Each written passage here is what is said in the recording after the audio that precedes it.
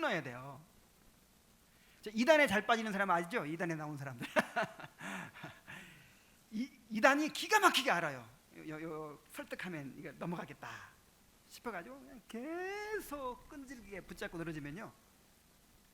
아니 그 신천지에서 나온 어떤 자매 하나가 제자훈련 모임에 늦게 왔어요. 한참을 늦게 왔어. 그래서 왜 이렇게 늦었냐고 그랬더니 오다가 안징회에 만나가지고 침례 받고 왔대요. 처음에 요거만 들어보라고, 요거만 들어보라고, 그 다음에는 또 요거만 보라고, 그 다음에 여기 잠깐 들어가기만 해보라고. 요거만 들어주면 보내겠지, 보내주겠지 하고는 하나하나 하다 보니까 나중에는 이제 침례 받아야 보내준다 그러더래요. 그래가지고 거기서 침례까지 받고 오느라고. 그러니까 사람이 알아요. 이렇게 그 사람들은 이렇게 설득하면 될 사람 알아. 그래서 너무 착한 사람들요 유혹에 약해요. 그래서 내가 문제야.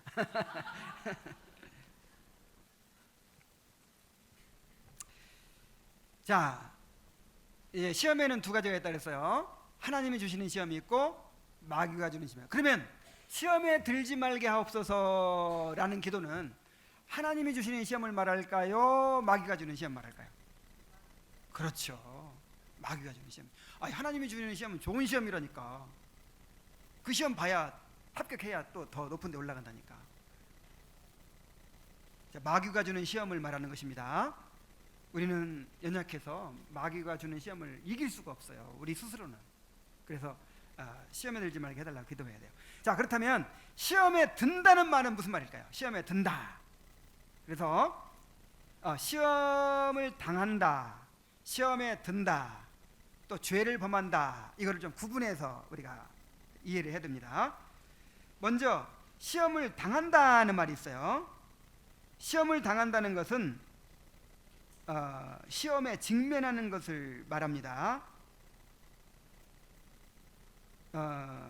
시험을 느끼는 걸 말하죠. 시험을 느끼는 거. 이 마귀가 나를 시험하고 있구나, 이렇게 느끼는 거. 이건 죄가 아니에요. 그리고 하나님은 우리가 시험 당하는 것을 허락하십니다. 그냥 시험을 당하지도 않게 완전히 보호하지는 않습니다. 우리가 시험을 느끼도록, 시험을 당하도록 허락하십니다. 칼빈은 그 이유를 이렇게 얘기했어요. 그러나 전혀 시험을 느끼지 않게 해달라고 간구하지는 않는다. 왜냐하면 우리가 시험을 통해서 각성하고 분발하며 권고를 받을 필요가 있기 때문이다. 시험이 전혀 없으면 너무 무기력해지고 나태해지기 때문이다. 그래서 시험 당할 만한 환경이 전혀 없으면 어떻게 돼요? 은혜를 구할 필요도 없고, 그냥 막 긴장하고 막 하나님께서 기도할 필요도 없고, 그렇잖아요. 그래서 우리에게 시험을, 마귀가 주는 시험을 허락하십니다. 그래서 시험을 항상 느끼죠. 이번 한 주간도 시험을 많이 느꼈죠. 그런데 시험에 들면 안 돼요. 시험에 들면. 자, 시험에 든다는 말이 무슨 말이에요? fall into temptation. 그냥 유혹에 빠져버리는 거예요. 시험을 당할 때 이에 굴복해서 죄를 짓고자 하는 욕구를 품게 되는 것입니다. 그럼 이미 죄가 시작된 거예요.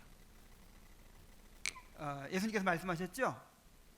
여자를 보고 마음에 음욕을 품는 자는 이미 간음하였느니라. 그래서 시험에 직면했을 때 그냥 마귀야 물러가라 이렇게 하지 않고 이렇게 마음으로 받아들여 가지고 상상하고 생각하고 그렇게 되면 어떻게 될까 해가면서 이렇게 받아들여서 막 욕망이 일어났어요. 이제 욕망이. 그러면 시험에 든 거예요. 이제는 빠져나오기 힘들어요. 물론 그때라도 회개하고 얼른 돌이켜야 되겠지만 이제 죄를 범하게 되죠. 이 죄를 범한다는 말은 마음에 품은 죄를 몸으로 실행하는 단계입니다.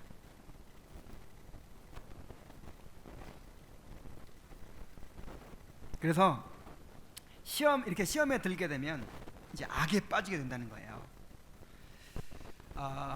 우리를 시험에 들게 하지 마옵시고 다만 악에서 구하옵소서 그랬죠.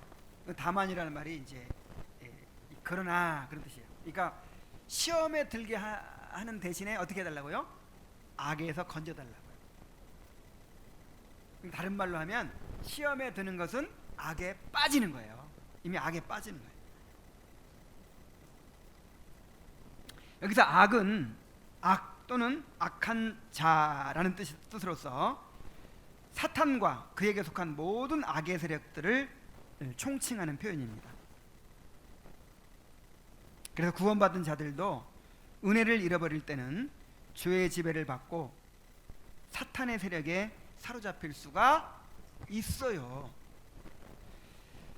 그래서 다윗이 아니라 바울이 로마서 7장 14절에서 이렇게 탄식합니다. 우리가 율법은 신령한 줄 알거니와 나는 육신에 속하여 죄 아래 팔렸도다. 자, 우리도 그럴 때가 얼마나 많습니까? 육신에 속하게 되고 죄 아래 팔려요. 그러니까 죄의 지배 아래 들어가 버리는 거죠.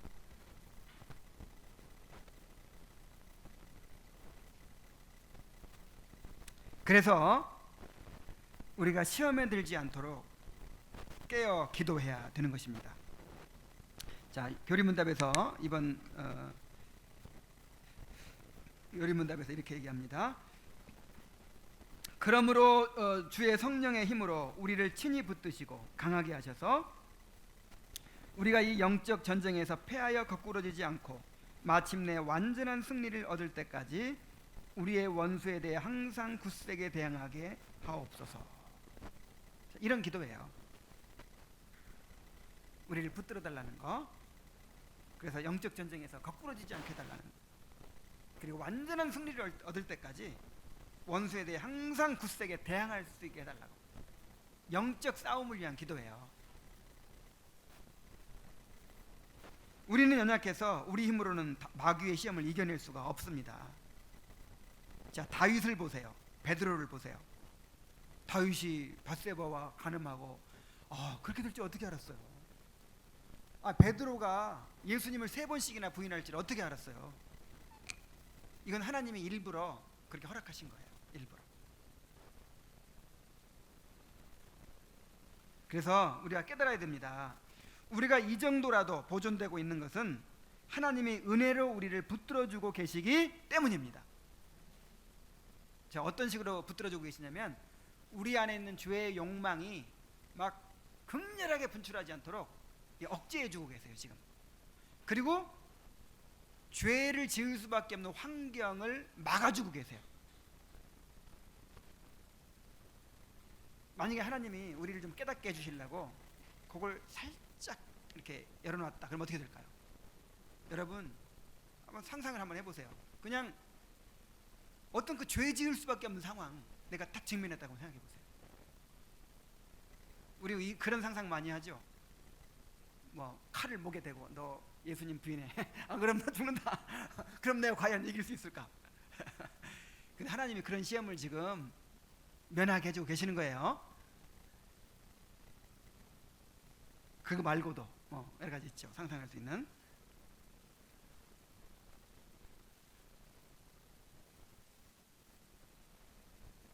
그래서 우리가 은혜의 수단에 의지해서 우리 안에 은혜를 보존하고 증진시켜야 하는 것입니다. 주의 성령의 힘으로 우리를 붙드시고 강하게 하셔서 그랬죠? 주의 성령의 힘을 두 글자로 뭐라고 그래요? 은혜. 뭐라고요? 은혜. 은혜라는 말이 은혜의 수단이라 은혜 받아야 된다 이런 말하죠. 은혜라는 말이 성령의 감화력 이렇게 이해하면 돼요. 성령의 감화력. 결국 우리를 구원하시는 게 하나님의 은혜인데 구원하시는 그 과정에서 성령의 감화를 통해서 모든 게 이루어지죠. 회개하는 것도 그렇고 하나님의 사랑을 깨닫는 것도 그렇고 죄를 이기는 것도 그렇고 내가 뭔가 순종해야 될 것도 그렇고 누군가를 사랑하는 것도 그렇고 다 뭐가 있어야 돼요? 성령의 강력한 감화가 있어야 돼요. 성령의 힘이 있어요. 힘. 그걸 가리켜서 뭐라고 그래요? 은혜라고 해요. 은혜. 그래서 우리 안에 은혜가 메말랐을 때는 돼야 안 돼요? 은혜가 없으면 힘이 없는 거예요. 이 우리 본성의 힘으로 사랑하려고 하고 본성의 힘으로 용서하려고 하고 하니까 돼요 안 돼요? 안 되죠. 그래서 은혜를 구하는 거예요. 은혜를. 그래서 은혜의 수단으로 주신 것이 무엇입니까? 말씀, 성례, 기도죠. 말씀과 성례와 기도. 자, 우리가 말씀을 통해서 하나님의 은혜를 구해야 됩니다. 시편 119편 9절 한번 보겠습니다. 시편 119편 9절, 우리가 잘 아는 구절이에요.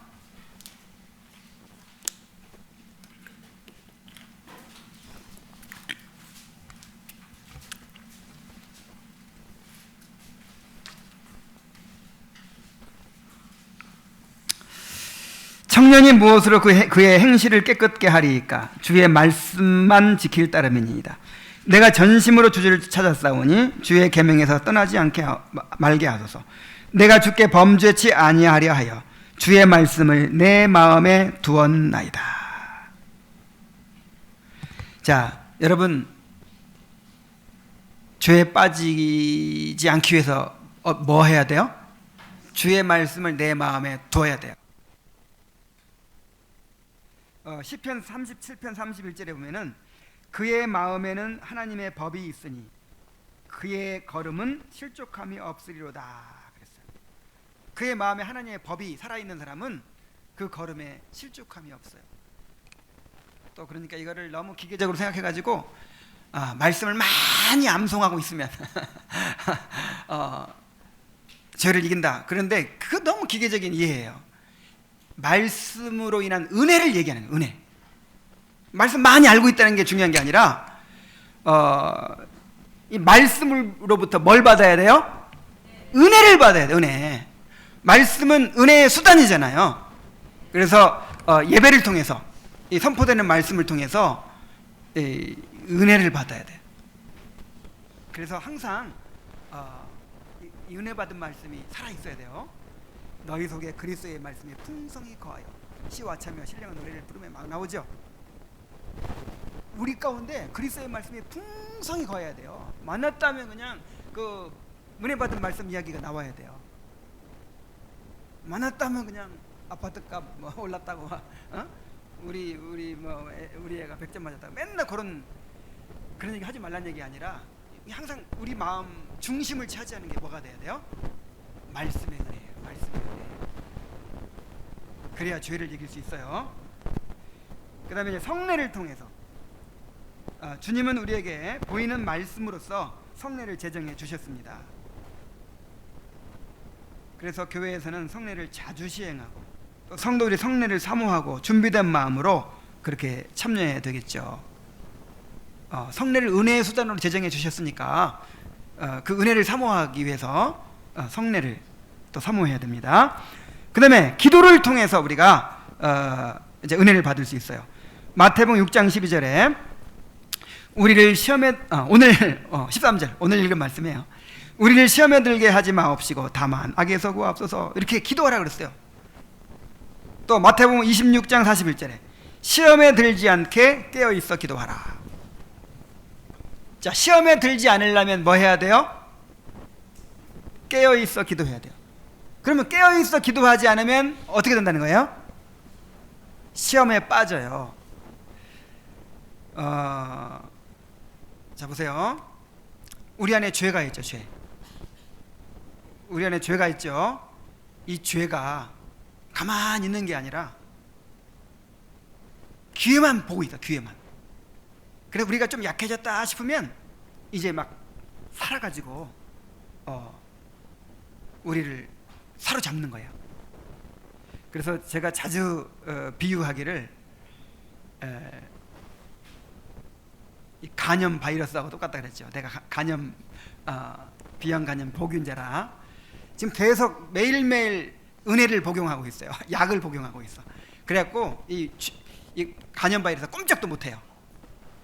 이제 거의 죽은 거나 마찬가지예요. 근데 내가 그 약을 복용하지 않는다든지 아니면 뭐 엑기스 같은 걸 많이 먹는다든지 막 하잖아요. 그럼 이게 힘을 얻어가지고 막 살아나가지고 막 이제 간 치수가 막 올라가고 막 이제 나를 지배해버려요. 죄가 똑같아요, 죄가. 그래서 은혜가 소멸되면 죄가 번성하고, 죄가 번성하면 은혜가 소멸되고, 은혜가 번성하면 죄가 소멸되고. 그래서 그 유명한 존 오웬의 책이 있죠. 죄와 은혜의 지배. 죄와 은혜의 지배. 그러니까 내 마음을 죄가 지배하느냐 은혜가 지배하느냐, 중간이 있을까요? 나는 은혜가 지배하는 것 같지는 않은데 죄가 지배하는 것 같지도 않아. 중간이야. 이런 사람 없어요. 이런 사람. 이 은혜가 지배하고 있지 않으면 죄가 지배하고 있어요. 이거를 알아야 돼요. 이거를. 근데 죄가 지배하고 있는데도 이거를 모르고 심각성을 깨닫지 못하는데 문제가 있어요, 오늘날 그리스도인들이. 그래서 존 오웬은 어떤 말을 했냐면, 자, 이제 은혜의 수단이 말씀과 성례와 기도잖아요. 그래서 기도가 살면 죄가 죽고, 또 죄가 살면 기도가 죽는다, 그런 말을 했어요. 여러분, 기도가 지금 살아 있습니까? 그러면 벌써 죄가 죽겠죠. 근데 기도가 요즘 죽어 있는 것 같아요. 그러면 보나마나 죄가 지금 살아 있어요. 그래서 이 겉으로 무슨 내가 심각한 범죄를 안 하고 막 주의를 빼먹고 뭐 아니면 뭐 이렇게 하지 않는다고 해서 죄가 지배하지 않는 게 아니라니까요. 은혜가 지배하고 있지 않으면 죄가 사로잡고 있어요. 그것을 민감하게 느끼고, 오라 나는 공고한 사람이로다, 이 사망의 몸에서 누가 나를 건져내랴 하는 사람이 그리스도인이에요. 거듭난 그리스도인이라 이 말이야. 그래서 시험에 들지 않게 깨어있어 기도하라, 그렇게 말씀하신 것이죠. 그 다음에 우리가 이제 은혜의 수단이라고 할 때는 말씀 기도, 성례 기도 이렇게 얘기하지만, 좀 더 폭넓게 얘기하자면 그 은혜 받을 수 있는 모든 수단들이 다 또 포함될 수 있겠죠. 예를 들어서 경건서적 이런 것도 포함될 수 있겠죠. 그래서 우리가 빼놓을 수 없는 것이 뭐냐면 공동체의 교제입니다. 우리 디모데후서 2장 22절 한번 찾아보겠어요. 디모데후서 2장 22절.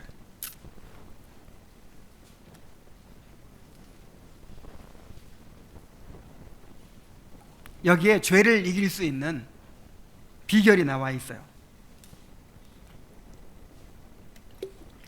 자, 우리 함께 읽어봅시다. 자, 시작.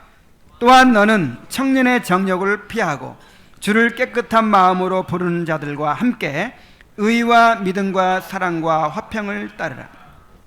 여기서 피하고의 동그라미를 치고, 그 다음에 따르라의 동그라미 한번 쳐보세요.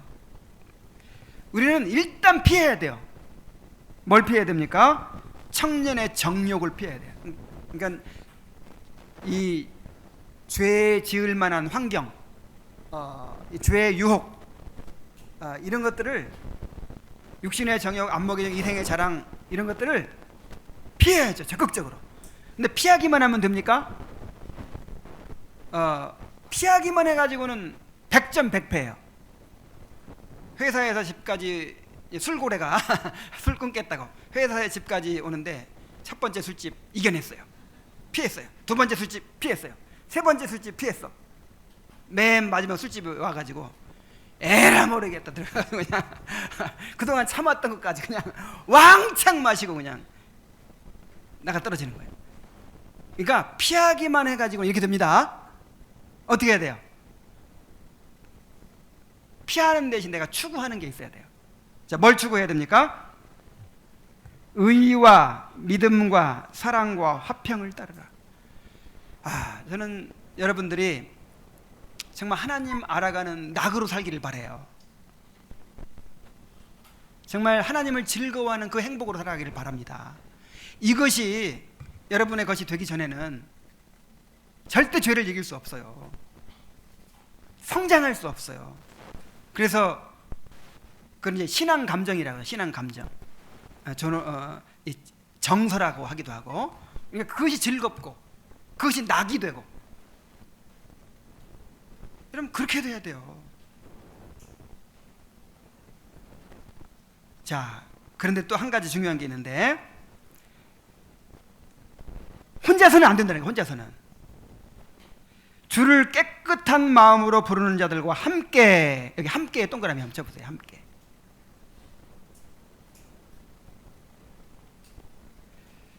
여러분 우리는요 혼자서는 안 되게 돼 있어요. 혼자서는 함께 있어야 돼요. 함께. 근신하라, 깨어라, 너희 대적 마귀가 누구같이 우는 사자같이 두루 다니며 삼킬 자를 찾나니. 그래서 지금 막 우리 주위에 막 마귀가 사자처럼 내가 누구를 삼킬까 하고 막 찾고 있습니다. 그 내가 동물의 왕국 보다가 그걸 깨달았어요. 그 말씀을 깨달았어. 사자가 굉장히 이렇게 좀 게을러요. 그냥 얼룩말 때나 영양 때 어슬렁 뒤따라 다니다가 이제 배고프면 사냥을 하는데 어떤 동물을 사냥할까요?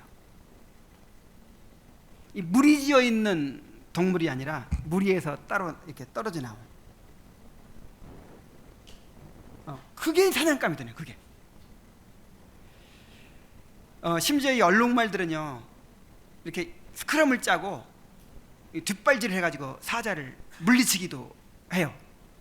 그러니까 견고하게 이렇게 함께 있으면요 사자도 이길 수 있어요. 근데 이제 혼자 떨어져 있다 그러면 사자 밥이 되는 거예요. 자, 지금 우리 대적 마귀가 두루 다니며 삼킬자를 찾습니다. 지금 누굴 찾을까요?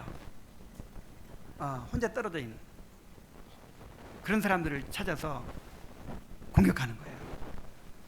그래서 이 명령입니다. 이것은 어떻게 하라고요?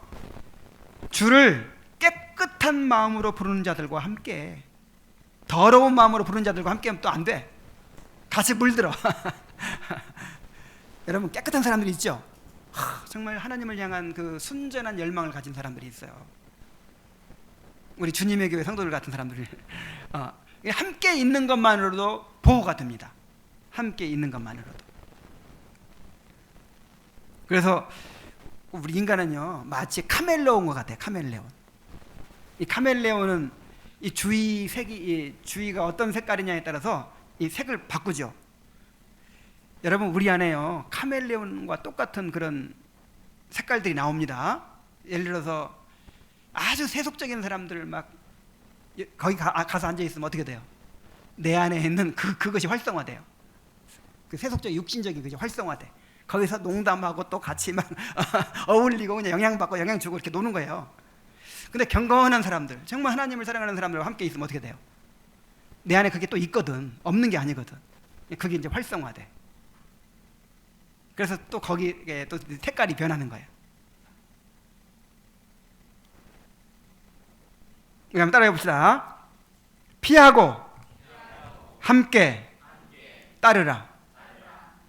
이것이 죄를 이기는 길이에요. 그래서 이 공동체 안에서 그 은혜의 수단을 누리는 거예요. 공동체 안에서 말씀을 우리가 받을 수 있고, 또 공동체와 함께 기도할 수 있고, 또 성례에 참여하고, 또 서로 영향을 주고받고, 그렇게 마귀를 대적하여 이길 수가 있는 것입니다. 자, 이제 말씀을 정리할게요. 우리는 우리 안에 있는 죄의 실상을 알아야 합니다. 참, 이것이 문제예요. 이거 모르는 게 문제예요. 그리하여 애통하며 회개하는 마음을 잃지 말아야 합니다.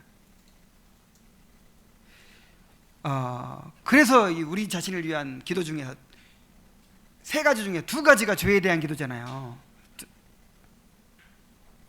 또한 우리가 살고 있는 이 세상이 얼마나 철저하게 타락하고 부패한 곳인지, 얼마나 강한 영향력으로 우리를 사로잡으려고 하고 있는지를 알아야 합니다.